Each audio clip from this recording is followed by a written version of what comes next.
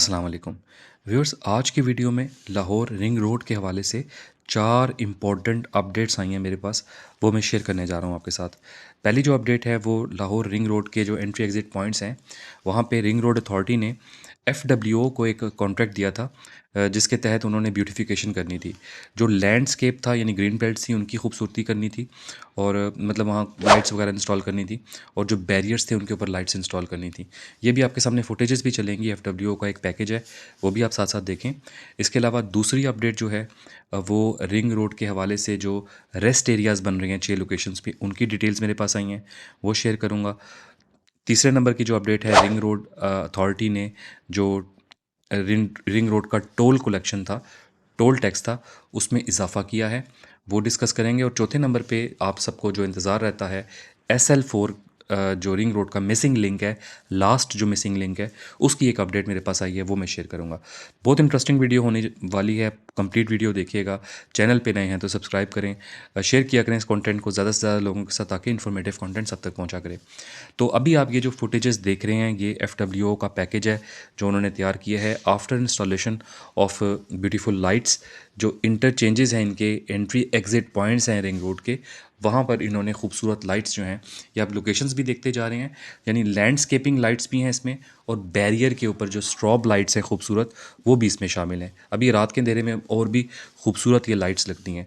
Basically अब ring road authority को ये बेसिकली उनका एक आप कह लें कि मिशन है कि रिंग रोड की खूबसूरती पे काम करना है, और उसके लिए यानी कि एक तो खूबसूरती पे काम करना है, दूसरा रोड सेफ्टी और ट्रैफिक कंट्रोल के लिए इन्होंने काम करना है। जो इन्होंने मतलब टारगेट अपना एक बनाया है, इनकी एक मीटिंग हुई थी, उसमें इन्होंने टारगेट सेट किए थे आगे हमने क्या करना है।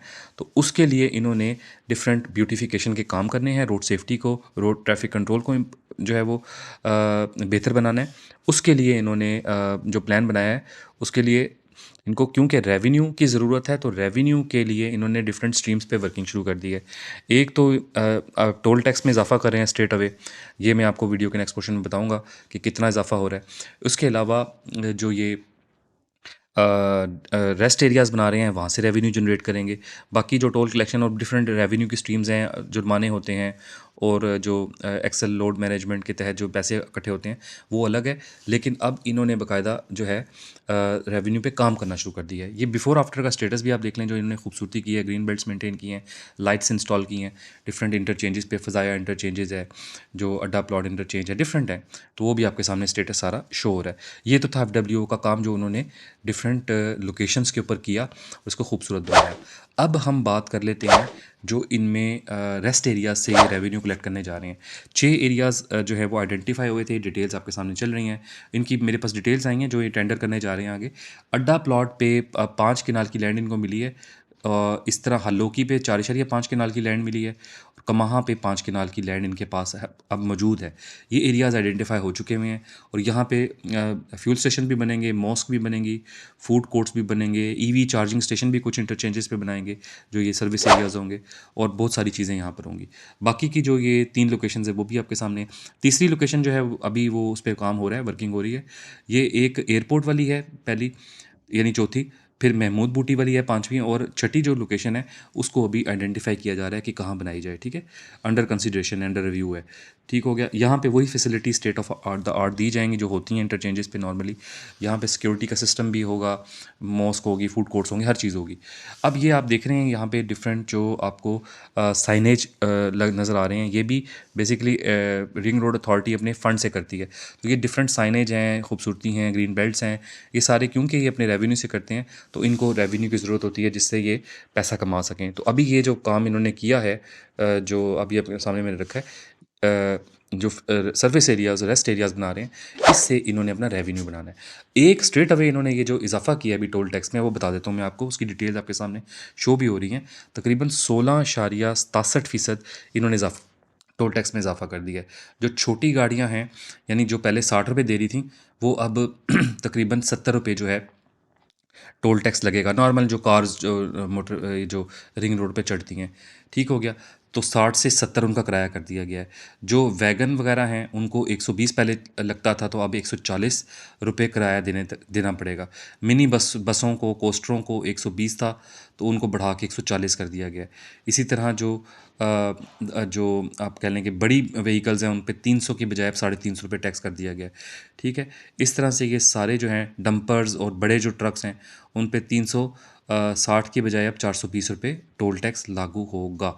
ठीक है, जो बड़ी ट्रेलर्स हैं उन पे 600 की बजाय अब 700 रुपये टोल टैक्स लगेगा। ये जो टोल टैक्स की जो रेशो है, ये जो इजाफे का रेशो है, ये अभी कमिंग जो वीक है ये वाला, इसमें लागू हो चुका हुआ है। ये इजाफा अब इम्प्लीमेंट है, नाफजुल अमल है। ठीक है, तो ये इसका मकसद जो है, मैंने आपको वीडियो के स्टार्ट में बताया, मकसद यही है कि रेवेन्यू कलेक्शन से अपने जो आप कह लें कि तरक्याती काम है उनको फास्ट पेस पे करवाया जा सके, ताकि लोगों की रोड सेफ्टी को भी इंश्योर किया जाए और कंट्रोल किया जाए।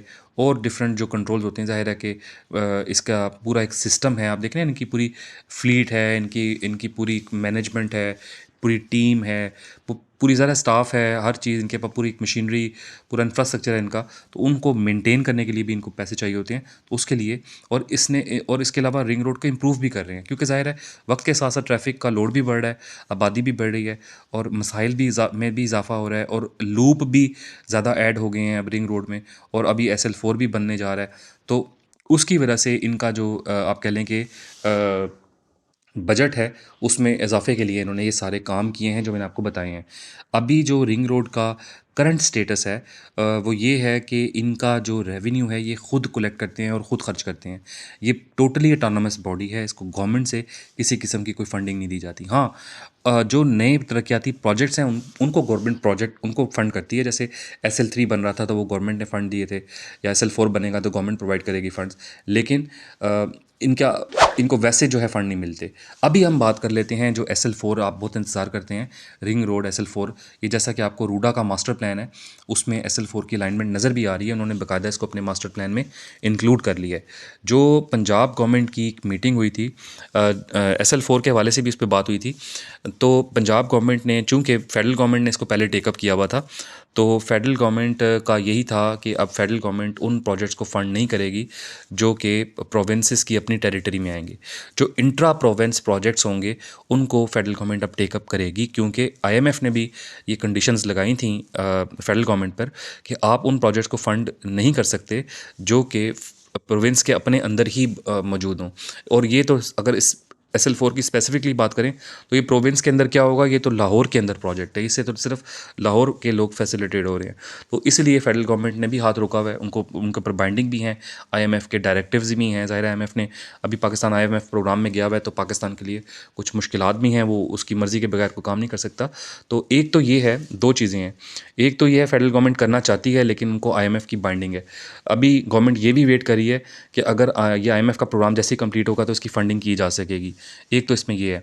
दूसरा जो प्रपोज़ल है वो ये है कि पंजाब गवर्नमेंट इसको फ़ंड कर दे। पंजाब गवर्नमेंट की ये प्रायोरिटी नहीं है। पंजाब गवर्नमेंट कहता है कि अगर फेडरल गवर्नमेंट ने टेकअप किया हुआ है, इसकी सारी वर्किंग फेडरल गवर्नमेंट ने करवाई हुई है, तो हम इसको बिला वजह क्यों फ़ंड करें। तो इसलिए पंजाब गवर्नमेंट ने अपना हाथ रोका हुआ है। लेकिन पंजाब गवर्नमेंट ने तीसरी प्रपोज़ल ये थी, पंजाब गवर्नमेंट ने अब ये कहा है कि जो रूडा है, चूँकि वो अपना रेवेन्यू खुद जनरेट कर रहा है, तो रूडा को ये असाइनमेंट बाकायदा तौर पे दी गई है कि रूडा जो है वो अपना जो भी रेवेन्यू इकट्ठा करेगा, उस रेवेन्यू से इस प्रोजेक्ट को फ़ंड करे SL4 को, क्योंकि रूडा के मास्टर प्लान में इसको बाकायदा तौर पे इंक्लूड कर लिया गया है। और रूडा का जो पूरा मास्टर प्लान का एरिया बनता है, उसके अंदर ये SL4 आ रहा है।